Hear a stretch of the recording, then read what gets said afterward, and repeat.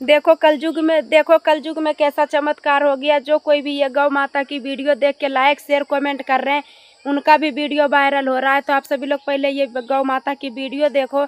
ये मत मानना कि झूठ है, ये सच्ची वीडियो है। चमत्कारी देवी देवताओं का वीडियो। आप लोग ये गौ माता की वीडियो देखो। उत्तर प्रदेश श्रावस्ती जिले के बसभरिया गांव में पिछले 5 दिनों से एक ही जगह पर गोल गोल चक्कर लगाने वाली गाय के मामले में एक नया मोड़ आ गया है।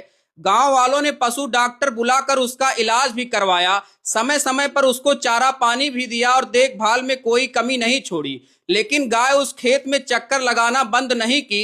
अब इस अजीब घटना को लेकर पूरे इलाके में चर्चाएं तेज हो गई हैं। कोई कह रहा उस जमीन के नीचे जरूर कोई प्राचीन मंदिर या खजाना छुपा हो सकता है, तो कोई कह रहा यह गाय कोई मामूली गाय नहीं हो सकती।